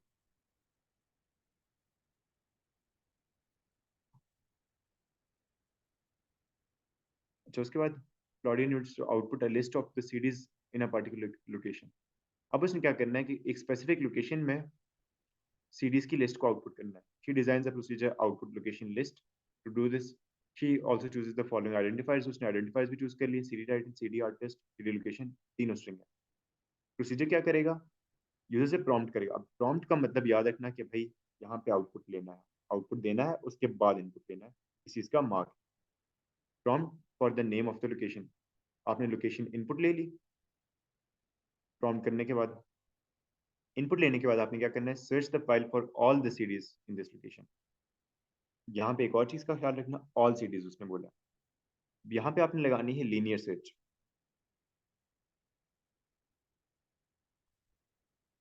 लीनियर सर्च की आ जाती हैं दो टाइप्स। पहले भी मैंने ये चीज डिस्कस की थी। पहली टाइप होती है जो कि ऑल डेटा देती है। दूसरी टाइप होती है जो कि फर्स्ट पे एग्जिट कर देती है। जो ऑल डेटा देती है ना, इन फाइल हैंडलिंग, मैं फाइल हैंडलिंग के कॉन्टेक्स्ट में बात कर रहा हूँ, उसका वाइल लूप का आगे जो कंडीशन है ना, वो हमेशा होती है नॉट ईओएफ। क्योंकि आपने तब तक सर्च करते जाना है जब तक आपकी फाइल खत्म नहीं हो जाती। ईओएफ कब लगता होता है? जब आपने एंड ऑफ फाइल सर्च करना होता है कि अभी आपका फाइल एंड हुई है या नहीं। तो आपने पूरी की पूरी फाइल को रीड करना है, हर लाइन पे जाना है, हर लाइन को रीड करना है, और आपने देखना है कि अगर आपकी वो लोकेशन मैच कर रही है तो आपने उसको आउटपुट करना है। जो फर्स्ट वाली है, अगर ये कब ये किस केस में आपको चाहिए होती है? जिस तरह हमें ऊपर जब हम एरे में सर्च करें तो हमें फर्स्ट वाला लूप लगाना था। फर्स्ट वाला लूप क्यों लगाना था? क्योंकि हमें जैसे ही मैच मिलता है वहां से आगे हमें जाने की जरूरत ही नहीं है, हमें पता है कि यहाँ से आगे हमें जाने की जरूरत नहीं है। तो जब आपको ये चीज पता होती है तब हम क्या लूप लगाते हैं? while not found and not EOF। तब आपके पास दो कंडीशन होती हैं। एक नॉट फाउंड की आ जाती है ताकि अगर आपको वो मिल जाए तो उससे आगे आप ना देखो। ये चीजें याद रखना थोड़ी सी। थोड़ा सा मैं आपके लिए ब्रेक डाउन कर रहा हूँ ताकि आइडेंटिफाई करना आसान हो। अब उसने आपको कहा है ऑल सीडीज। जब ऑल सीडीज की बात होगी है ना, तो इसका मतलब है कि हमें पहले मैच मिलने पे हमने एग्जिट नहीं करना लूप, हमने उससे आगे और मैचेस भी ढूंढने हैं। और मैचेस ढूंढने का मतलब है कि हम नॉट ईओएफ वाली कंडीशन यूज करेंगे। उसके बाद output the title and the artist of each CD found. तो आपको जो भी सीडी मिलेगी उसका टाइटल और आर्टिस्ट आपने बताना है। ये हम लोग कर लेंगे। ये स्ट्रिंग मैनिपुलेशन यहाँ पे आ जाती है। ये स्ट्रिंग मैनिपुलेशन से होगा। अच्छा, उसके बाद output the total number of CDs found at that location. Total number of CDs तो बेसिकली जब भी हम हमारा लीनियर सर्च के अंदर इफ लगाते हैं, हम हमेशा ना एक लूप होता है और लूप के अंदर इफ लगता है। इफ में जब हमारा मैच आ जाता है तो उसके अंदर हमने एक काम करना होता है। तो यहाँ पे हम लोग काउंट भी करेंगे और यहाँ पे हम लोग आउटपुट भी करेंगे। क्या आउटपुट करेंगे?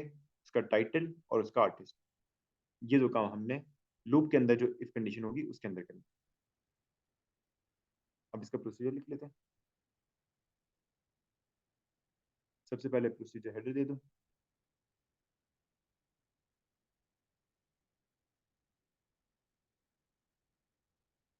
Output location list.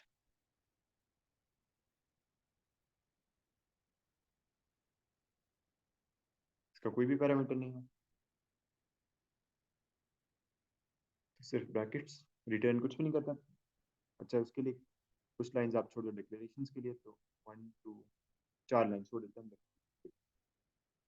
उसके बाद अब हमें एक बात पता है कि हमने उसका काउंट यूज करना है, टोटल नंबर ऑफ सीडीज। तो हम नम सीडीज को जीरो कर देते हैं। अब यहाँ पे हम लोग काउंट करेंगे, फिलहाल तो हमारे पास जीरो सीडीज है। फिर आपने क्या करना है? फाइल के अंदर सर्चिंग करनी है। तो हम फाइल को ओपन करते हैं। Open file my music dot T X T.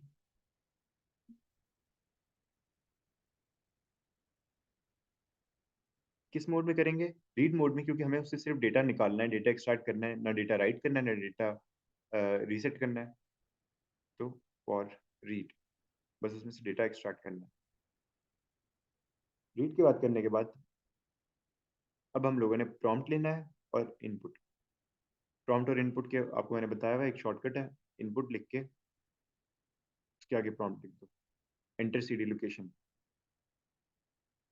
CD location ही सर्च करनी है हमने, और इसमें हम कॉमा करके CD location. CD location enter हो जाएगी। सीडी लोकेशन एंटर होगी। अब इसके बाद आपने वाइल लूप स्टार्ट कर देना है। वाइल लूप की मैंने आप लोगों को कंडीशन पहले ही बता दी थी, क्योंकि हमने सारी सीडीज ढूंढनी है। तो while not and of file, जब तक एंड ऑफ फाइल रीच नहीं होता। एंड ऑफ फाइल मैं दोबारा समझा दूंगा क्योंकि इंपॉर्टेंट है।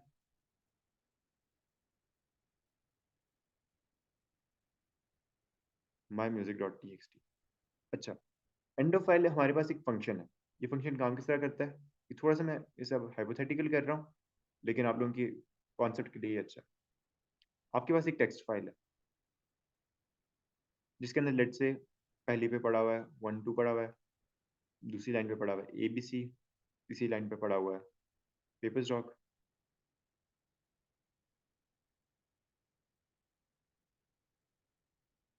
1 2 3, बस इन 3 लाइंस पे डेटा पड़ा हुआ।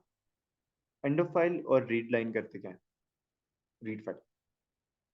अच्छा, अब एक समझ लो, एक पॉइंटर है, ये एक हाइपोथेटिकल पॉइंटर है जो कि फर्स्ट लाइन पे पॉइंट कर रहा है। मैं जैसे ही रीड फाइल कॉल करता हूँ ना, रीड फाइल क्या करता है कि ये पॉइंटर जहाँ पे, जिस लाइन पे है ना, इस लाइन को उठाता है, और रीड फाइल के बाद जो भी मैंने एक वेरिएबल दिया होता है, ये उसको वहां पे राइट कर देता है।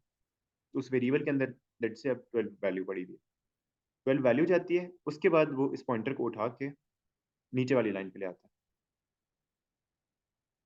एंड ऑफ फाइल क्या करता है, अब अगर मैं चेक करूं एंड ऑफ फाइल, जिसके अंदर मैं ये फाइल नेम दे दूं अगर, तो वो क्या करेगा, एंड ऑफ फाइल देखेगा कि ये जहाँ पे ये पॉइंटर है, इसके आगे कोई डेटा पड़ा हुआ है या नहीं पड़ा हुआ। अगर डेटा पड़ा हुआ है तो एंड ऑफ फाइल फॉल्स देगा। फॉल्स क्यों देगा, एंड ऑफ फाइल का क्या मतलब है कि फाइल का एंड, फाइल का एंड रीच हुआ है नहीं हुआ, रीच नहीं हुआ, इसका मतलब है फॉल्स। एंड ऑफ फाइल कब ट्रू होगा, जब आपके फाइल का एंड रीच हो जाएगा। फाइल का एंड कब रीच होगा, जब आपके पॉइंटर के आगे कोई भी वैल्यू नहीं पड़ी। अच्छा, अब इसी पॉइंटर के आगे वैल्यू दोबारा पड़ी हुई है, मैंने फिर से रीड फाइल कॉल किया। रीड फाइल कॉल किया, वो क्या करेगा, ये जो एबीसी पड़ा हुआ है ना, वो मेरे उस वेरिएबल में एबीसी ओवरराइट कर देगा, 1 2 को हटा के उसके ऊपर एबीसी राइट कर देगा। साथ ही रीड फाइल क्या करेगा, इस पॉइंटर को उठाएगा,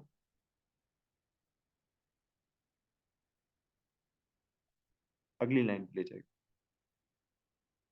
अच्छा, अब अगर मैं फिर से ईओएफ कॉल करूं, ईओएफ देखेगा कि ये पॉइंटर थर्ड लाइन पे है और थर्ड लाइन पे डेटा लिखा हुआ है, ईओएफ फिर से फॉल्स हो गया।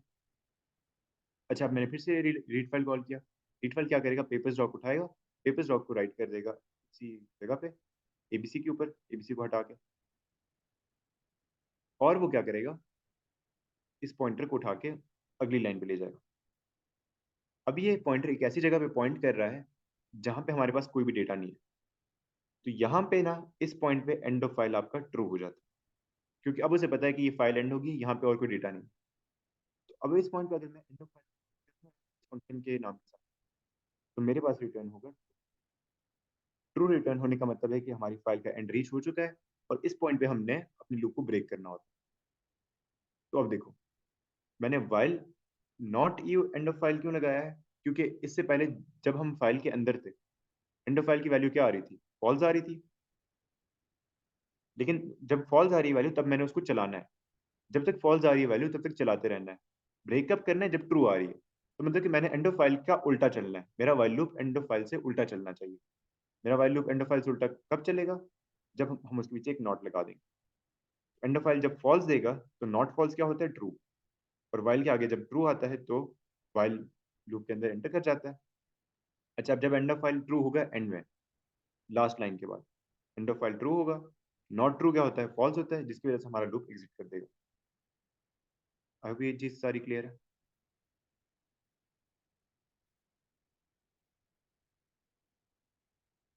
अच्छा, इसके बाद अब हम लोग करेंगे, वाइल नॉट ईओएफ लगा दिया हमने।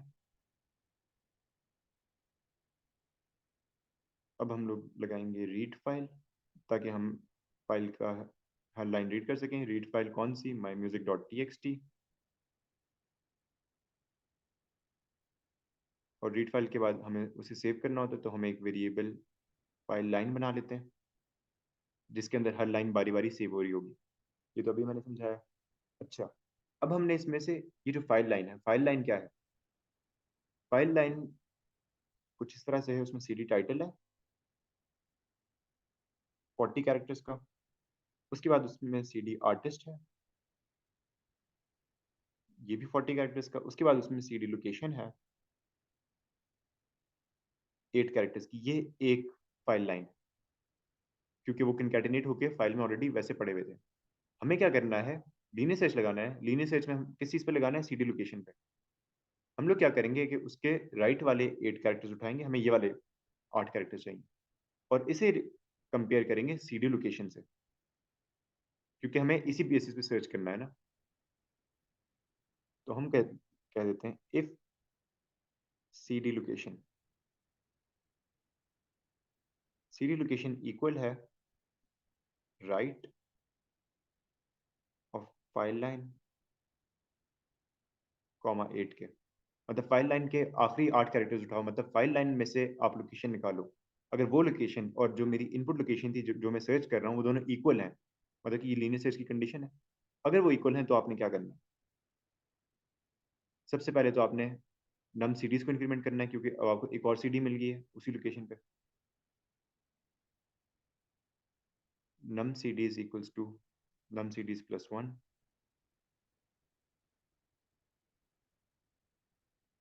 उसके बाद हमें एक और काम करना है, हमें सीडी टाइटल लेना है। अच्छा, output the title and artist. तो अब हमें उसमें से सीडी टाइटल भी एक्सट्रैक्ट करना है, क्योंकि लोकेशन तो हमारी हो गई। अब हमें इसी की सीडी टाइटल एक्सट्रैक्ट करना है और सीडी आर्टिस्ट करना है। तो सीडी टाइटल हम लोग कैसे करेंगे, हमें पता है कि वो लेफ्ट के जो पहले 40 कैरेक्टर्स हैं वो सीडी टाइटल के हैं। तो हम लोग सिंपली लगा सकते हैं लेफ्ट ऑफ 40। ये तो सिंपल है। तो हम करेंगे CD title equals to left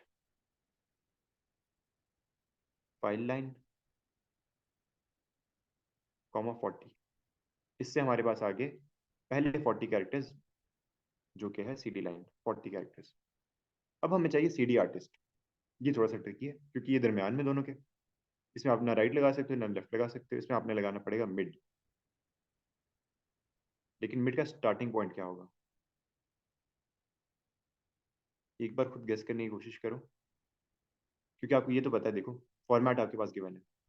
पहले 40 कैरेक्टर्स, अगर ये आपका पूरा स्ट्रिंग है, इसमें पहले 40 कैरेक्टर्स तो आपका टाइटल है, उससे अगले 40 कैरेक्टर्स आपका आर्टिस्ट है, उससे अगले 8 कैरेक्टर्स आपकी लोकेशन है। लोकेशन की बेसिस पे हमने मैच किया, अगर मैच हो गया तो ये 40 कैरेक्टर तो हमने उठा लिया। अब हमें ये 40 कैरेक्टर उठाना, तो हम लोग क्या करेंगे, पहले 40 कैरेक्टर्स क्या थे, सीडी टाइटल। तो 41st character onwards, 41st character onwards अगर आप 40 कैरेक्टर उठाओ, अब तो हमें लेंथ देनी है, लेंथ तो हमें पता है 40 है, बस स्टार्टिंग पॉइंट उसका आपने 41 देना है, नॉट 40। इस चीज़ का ख्याल रखें। क्यों 41 देना है, क्योंकि पहले 40 कैरेक्टर्स तो सीडी टाइटल के पास ही हैं, सीडी आर्टिस्ट। अब आपने इन दोनों आउटपुट सीडी टाइटल, इसको कंकैटिनेट कर दो एक स्पेस के साथ, फिर कंकैटिनेट कर दो सीडी आर्टिस्ट के साथ, फिर टाइटल स्पेस आर्टिस्ट प्रिंट हो रहा होगा। उसके बाद हम लोग कर देंगे एंड इफ,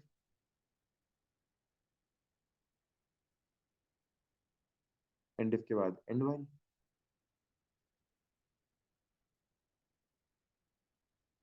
एंड वाइल के बाद हम लोगों ने अब आउटपुट करना है कि हमें कितने सीडीज मिली, तो नम सीडीज हम उसके लिए यूज कर सकते हैं आउटपुट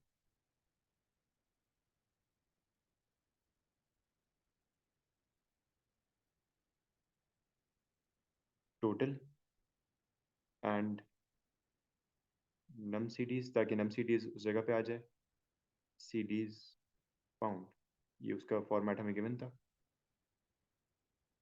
आउटपुट के बाद आप क्लोज फाइल कर लो, जो फाइल आपने ओपन की थी उसको क्लोज करना जरूरी है, my music dot T X T. उसके बाद आप लोग प्रोसीजर को एंड कर लो, एंड प्रोसीजर। और आपकी जो जो वेरिएबल्स यूज हुए हैं उन्हें आप डिक्लेयर कर लेते हैं। नम सीडीज हमारे पास इंटीजर है, सबसे पहले स्ट्रिंग्स को कर लेते हैं।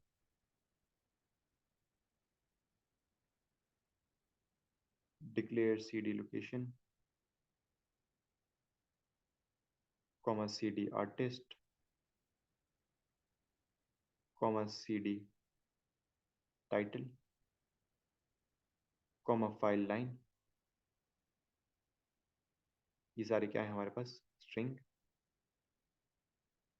उसके बाद नम सीडीज हमारे पास है एक इंटीजर,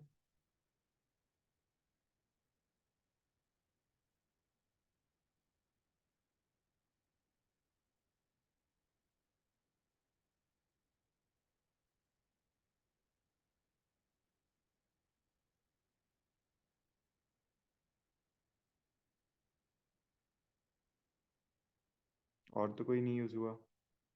ठीक है, बस यही था आपके पास टोटल। अच्छा भाई, last question. A string handling function has been developed. और ये स्ट्रिंग हैंडलिंग फंक्शन क्या कर रहा है? बिल्ट इन फंक्शंस यूज कर रहा है, जो कि आप अपेंडिक्स में से देख सकते हो। द सूडो कोड, आपको सूडो कोड गिवन है। पहले क्वेश्चन पढ़ लेते हैं। क्वेश्चन क्या कह रहा है कि complete the trace table by performing a dry run of the function when it is called as follows. अगर वो बिग बेन पे कॉल होता है तो आपने ये सूडो कोड सीधा ड्राई रन करना है। समझने की जरूरत नहीं, डायरेक्ट ड्राई रन करो, खुद समझ आ जाएगी। उसके बाद आपने उसका पर्पस बताना है, तो जब आप ड्राई रन करोगे आपको समझ आ जाएगा उसका पर्पस क्या है। उसके बाद आपने उसका टेस्ट डेटा लिखना है एंड खत्म। अच्छा, हम लोग डायरेक्ट स्टार्ट कर लेते हैं। हमारे पास वैल्यू है बिग बेन, जिसमें बी छोटा है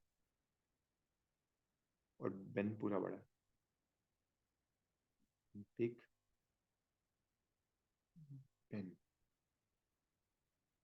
अच्छा, स्टार्ट करते हैं। सबसे पहले हमारे पास फ्लैग की वैल्यू ट्रू हो रही है, तो इसे लिख लो। फ्लैग की वैल्यू ट्रू। उसके बाद न्यू स्ट्रिंग, आपके पास एक एम्प्टी स्ट्रिंग बन रहा है, तो न्यू स्ट्रिंग को हम एम्प्टी स्ट्रिंग कर देंगे। उसके बाद m is equal to length of this string.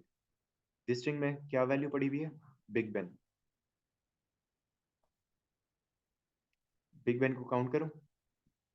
3 characters, space character, 3 character, तो टोटल 7 कैरेक्टर। अच्छा, इसके बाद for n is equal to 1, n की इनिशियल वैल्यू क्या आ रही है आपके पास? 1 आ रही है। तो इसे आगे से स्टार्ट कर लो, क्योंकि अब आपकी आइट्रेशन स्टार्ट हो रही है। n की फर्स्ट वैल्यू 1 हुई। If flag is equal to true, flag true है, बिल्कुल है, ये कंडीशन ट्रू होगी, then x is equal to upper case of this. सबसे पहले हम इसको इवैल्यूएट करते हैं। Mid this string n comma 1। n की वैल्यू क्या है हमारे पास? 1। दिस स्ट्रिंग में से nth वैल्यू पे जाओ और एक कैरेक्टर उठा लो। n वैल्यू 1 है, तो हम b को उठा लेंगे, और b को हमने कर देना है, u केस क्या करते हैं, उसे अपर केस में कन्वर्ट कर देते हैं। x में अपर केस में b चला जाएगा।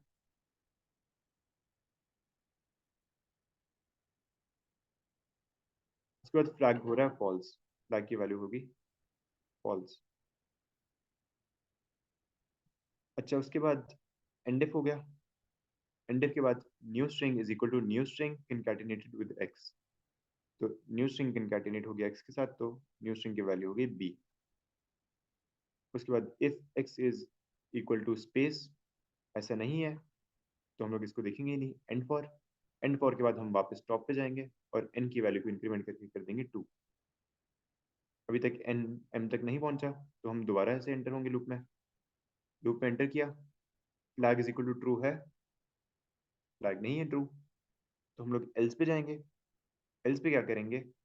x is equal to lower case mid this string n comma 1। सबसे पहले mid this string n comma 1 देख लेते हैं। ये मैंने आप लोगों को पहले भी बताया हुआ है कि जब एक लूप के अंदर हम लोग मिड यूज करें और उसका मतलब स्ट्रिंग n1, तो वो क्या करता है, बारी बारी उसके हर कैरेक्टर को आइसोलेट कर रहा होता है। तो अब हमें ऑब्वियस सी बात है, पता है n की वैल्यू 2 है, तो वो सेकंड कैरेक्टर को उठा रहा है। सेकंड कैरेक्टर हमारे पास है i, तो उसने i को उठाया। i को उठाने के बाद वो उसे लोअर केस में कन्वर्ट कर रहा है, मतलब कि मिड स्ट्रिंग n कॉमा 1 पूरा का पूरा i दे रहा है, i को वो लोअर केस में कन्वर्ट कर रहा है। अगर वो लोअर केस में हो तो वो लोअर केस में ही रहता है, और ये हम लोग असाइन कर रहे हैं x को। तो अब x में चला गया i। इसके बाद क्या हो रहा है, न्यू स्ट्रिंग में इनकैटिनेट हो रहा है, तो बी आई हो गया।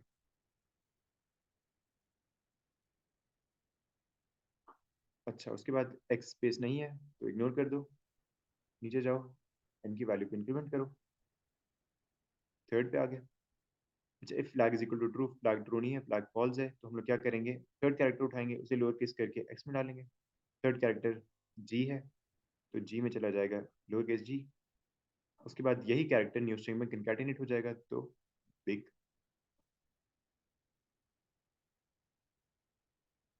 उसके बाद n की वैल्यू इंक्रीमेंट 4 हो जाएगी।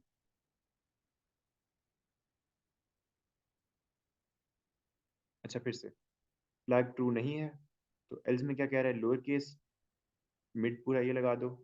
अब फोर्थ कैरेक्टर पे क्या पड़ा है, फोर्थ पे आपके पास स्पेस है, स्पेस को लोअर केस भी करोगे तो स्पेस ही रहेगी।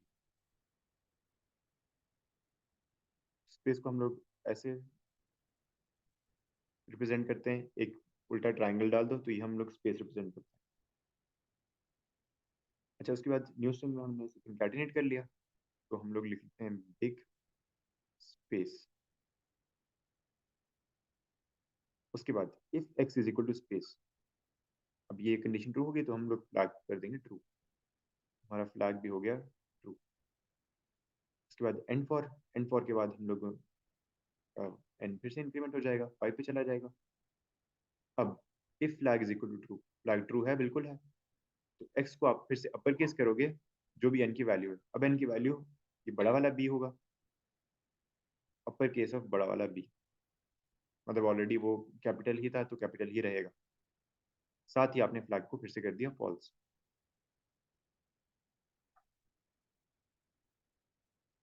फिर इसे कंकैटिनेट कर दिया तो बिग स्पेस बी, एन की वैल्यू हो जाएगी 6। अब आपका फ्लैग फिर से फॉल्स है, तो फ्लैग ये कंडीशन नहीं चलेगी। अब वो कह रहा है mid the string n comma one, string n comma one क्या देगा, कैपिटल ई देगा। कैपिटल ई को लोअर केस कर दो, कैपिटल ई लोअर केस होकर एक्स में चला गया, उसके बाद वही कंकैटिनेट हो गया, तो बिग स्पेस बी ई। यहाँ पे अब आपको डिफरेंस नजर आ रहा होगा कि क्या वो कर रहा है। उसके बाद एन की वैल्यू हो जाएगी 7, 7 पे फिर से फ्लैग आपका ट्रू नहीं है, तो लोअर केस कर दो किसको, nth वैल्यू को। nth वैल्यू अब क्या है, n, तो n को लोअर केस करके x में स्टोर करेगा। उसके बाद उसे ही कंकैटिनेट कर देगा बिग बेन, और यहाँ पे आपका लूप खत्म। अच्छा, describe the purpose of function SF. अब फंक्शन एसएफ क्या जा रहा है, रिटर्न द स्ट्रिंग। वो क्या करता है, वो स्पेस को आइडेंटिफाई करता है, स्पेस को आइडेंटिफाई करने के बाद वो फर्स्ट कैरेक्टर को कैपिटलाइज करता है।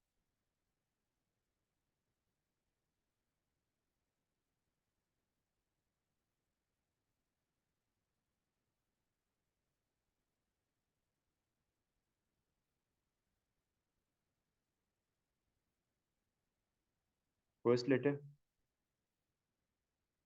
ऑफ ईच वर्ड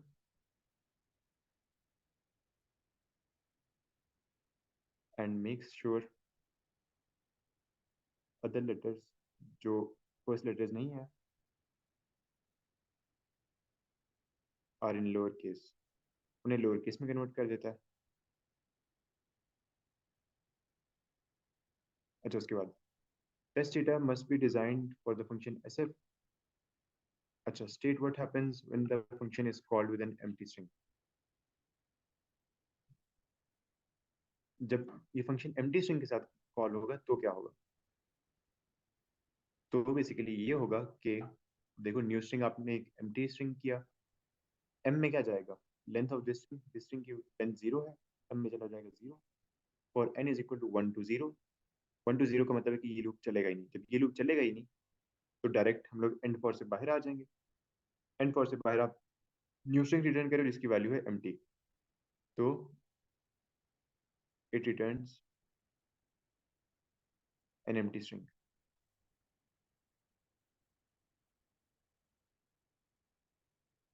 अच्छा, उसके बाद the function should be thoroughly tested. Give three examples of non-empty strings that may be used. In each case, explain why the test case has been chosen. अब आपने तीन different cases, मतलब तीन different एक तरह से एज केसेस निकाल लो, फिर आपने उसकी एक्सप्लेनेशन देनी है कि हम ऐसा क्यों कर रहे हैं। तो इसमें अब हम क्या कर सकते हैं, एक आप ये कर सकते हो कि अब आप एक सारे कैपिटल दे के देख लो। जब सारे कैपिटल दोगे, अगर मैं दूं बिग बेन, फिर हम देख सकते हैं कि वो जो कैपिटल है उन्हें स्मॉल कर रहा है या नहीं कर रहा। तो अब हम एक स्ट्रिंग दे सकते हैं, give three examples of non empty strings, इसमें हम लोग दे देते हैं,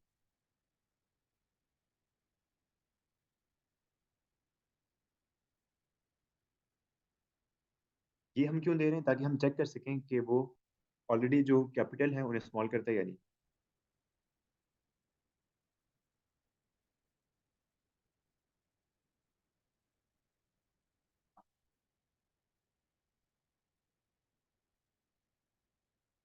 changes letter to lower case.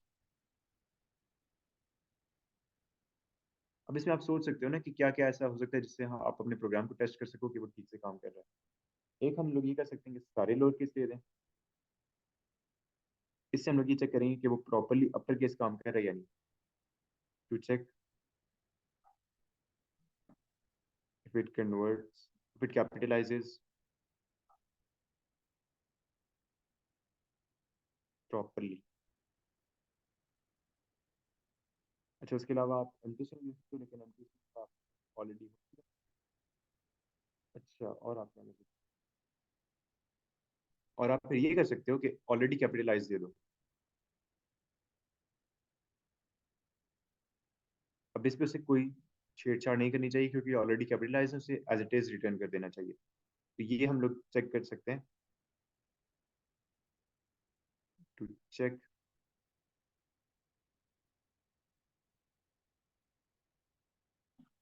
if it disturbs an already correct string। Already correct है तो उसे आपने डिस्टर्ब नहीं करना। बस इस तरह से कुछ केसेस बना लो। इसके अलावा क्या हो सकता है, आप ऐसा केस बना सकते हो जिसमें कोई स्पेस ही नहीं है, मतलब एक सिंगल कैरेक्टर, क्योंकि आपने स्पेस के लिए चेक लगाया हुआ है। तो अगर एक सिंगल वर्ड है तो उसमें क्या हो रहा है, आप उसका भी चेक लगा सकते हो। खैर, पेपर ये वाला ख़त्म है। हाँ, आप लोगों को इसमें कोई मसला नहीं आया होगा। मैंने कोशिश की है कि इतना ज़्यादा डिटेल हो सके, इतनी डिटेल में गया हूँ, ड्राई रन्स भी किए हैं। तो अगर फिर भी कोई क्वेश्चन है तो feel free to ask me. खैर भाई, तब तक के लिए अल्लाह हाफ़िज़।